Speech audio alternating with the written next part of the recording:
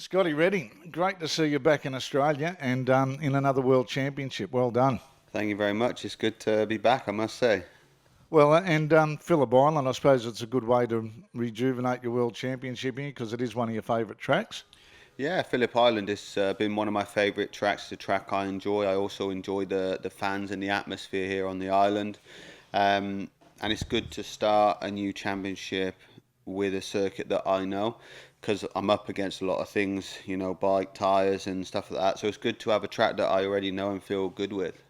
And just going back to last year to go, like, obviously no one wants to leave a World Championship, but at least you got a decent ride to go into the BSB. I mean, you made every post a winner, basically, you and on the Paul Bird Motorsport machine. Yeah, when I left GP, I was in quite a dark place. I was kind of over racing. I kind of wanted to quit. I wanted to retire and just, I had enough of it, to be honest. And then I sat down after a few days and there was just something burning inside of me saying, you will not live it down if you quit here. So I spoke with my manager, Michael Bartolini, and we decided to get something that at least can work. I said, you can get me a jet ski, a quad, I don't care. Get me somewhere with a team that works and a bike and machine that can win, and let me show to everyone I can win, regardless if it's super bike, in BSB with tires, bikes, tracks, and all that stuff. I don't know. So I don't care. If I'm as good as I think I am, if I've got a bike that can work, I can show you. So I took a big gamble because if it didn't play off my way, I wouldn't be racing this year. I would have been like, okay, fair enough, is what it is. I had a good go, but that feeling I had inside was telling me the truth, and that's what's got me here today and made me feel better rider, feel more relaxed, and I have that confidence in myself, what I had before I was in GP. Now, just going back to what you said just then, I think you hit a nerve with a lot of people, the black dog depression. That it doesn't matter what your mindset is. That in the middle of the night, 4 o'clock in the morning, you're waking up with doubts. You're wondering what was all worth it. How hard and how long did you suffer with that for? To be honest, it was all the time I was in Aprilia when I realised that it ain't going to work, and you've got so much pressure from team, even family, all people that are at home watching. Millions of people that, people don't think about that when you're on the racetrack. I think you don't think about that, but for me, I race to win. I don't enjoy riding the bike. I have fun, but I don't really enjoy risking my life. I do it because I want to be successful. That's where I get my drive from. So when I can't be successful, I don't see the point in doing it. If I'm riding something that ain't gonna win, for me, there's no reason in going racing. And then you don't know where to turn because there's not many people that can be in that position to really understand what you got to deal with. People say, yeah, just don't worry about it, finish the season and move on.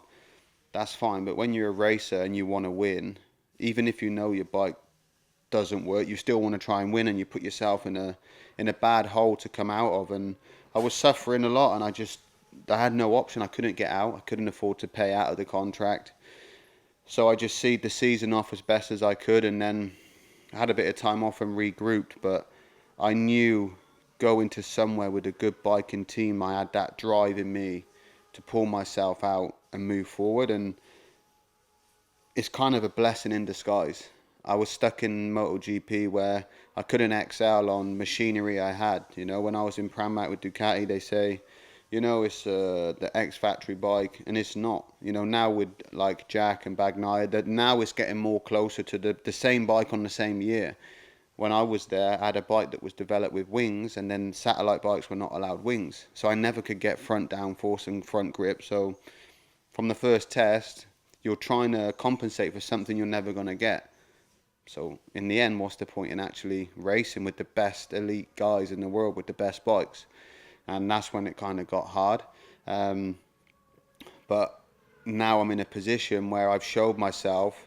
Nobody wanted me when I left MotoGP. It was, Scott's. Well, how do you keep your motivation when something like that's happening? Like you said, you're a racer, you're going out to win, but when you're going to get, you're going to get flogged every time you jump on a bike, and I mean that in the nicest possible way.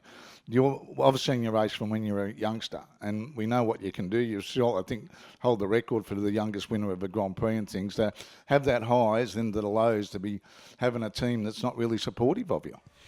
I think a lot of it is I've grown up and I've had to work. I never really had best material growing up. It was not bad, but it's never the best. I never had an easy way coming through, so it made me hard inside. But at the end of the day, you can only help yourself. So when it gets hard, you've got two choices: give up and doubt yourself for the rest of your life, or throw yourself back in there and try again and try to make something great of it. And last year, that's what it was. And I broke my femur 1 month before the first test of the season, and Paul Berg kind of said, "You're not no use to me," and I was in hospital. I woke up in intensive care with blood loss, and I couldn't tell nobody. Didn't want me to let nobody know because of sponsors. So I'm sat in hospital. Everyone thinks I'm out in Spain living the high life training. I was out in hospital, couldn't walk. And it was only 3 weeks and 6 days. I got back on a bike after the doctor said I needed 8 weeks. I said, I haven't got it. My job, my career, my life is on the line. If I don't turn up and ride, my contract gets ripped up.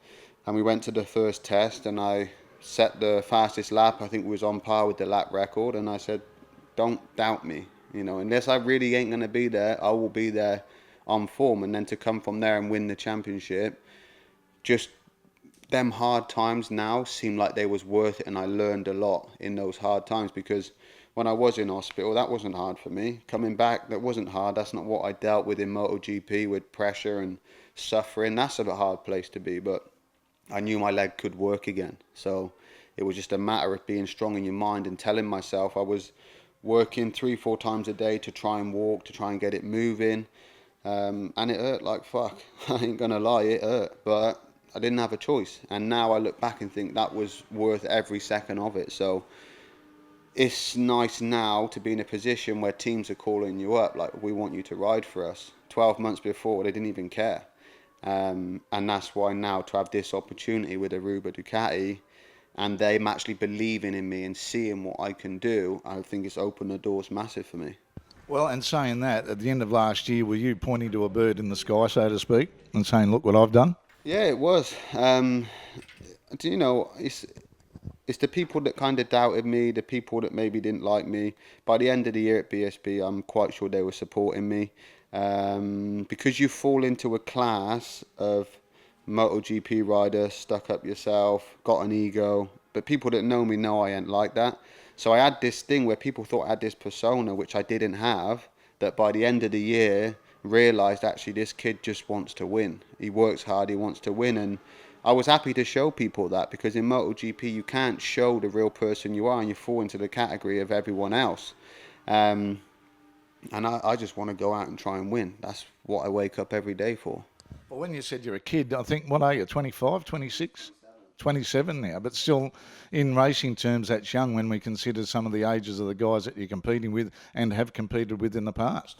Yeah, I kind of thought that last year with Aprilia 26, I thought it's kind of near enough the end. You had a good run, 10, 11 years in World Championship racing. You won races, pole position, runner-up in Moto 2.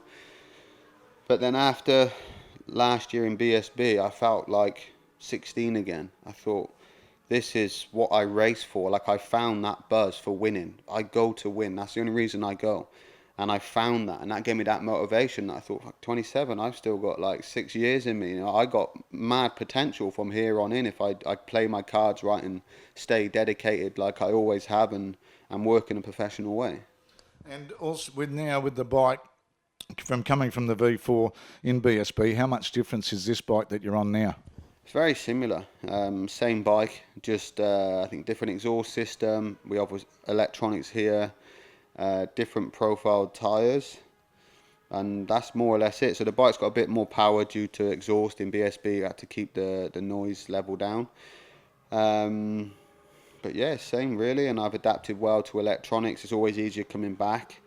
The bike's well, the team is fantastic. I got my crew chief from BSB, he understands me in the good times, the bad times, when I'm racing, when I'm not racing. He knows that I like to have fun and I like to mess around, but he knows I'm fucking serious when I'm in the pit box, and he believes in me, and that's really good to have. And now, even with Ducati behind, I feel that they know I can do it, and it's good as a rider to have that feeling inside. So I'm really looking forward to getting underway at round one. Is there an avenue that this could take you back into MotoGP with Ducati? And it would be like coming a full circle, but then stepping up a grade as well. Yeah, it's people say, would you go back there? Would you not? And to be honest, I've said if I can get a factory ride on a decent bike that can finish top 5 in MotoGP, and then you have a chance to fight top 3 in the World Championship, I'd go back. I believe I have the talent as a rider to do it.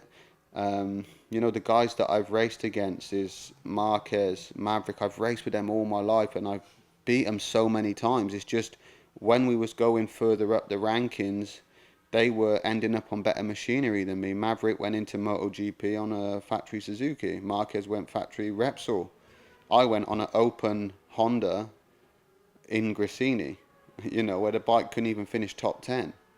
And then you start to struggle. That's how it is. And I believe that I have the potential to be one of the best guys. And I kind of maybe doubted myself. And, in MotoGP, when you start struggling and you've done everything you can to the bike and maybe your teammate's a bit faster, you start to doubt yourself. You think, actually, maybe my time's done, maybe I can't. But now I've shown to myself that all them years I've been wrong. And actually I can do it. So if the opportunity came up again, I would give it a go. I would definitely say yes. But my main goal is to try and win the world title for Ducati here in Superbike, because it's a massive thing to them. And I think they deserve it. So that's what we come to do. And I'll just see what tails off at the end. And I'm just happy to have a good run from here on in my career. Would you be happy with anything less than number 1 come the end of 2020?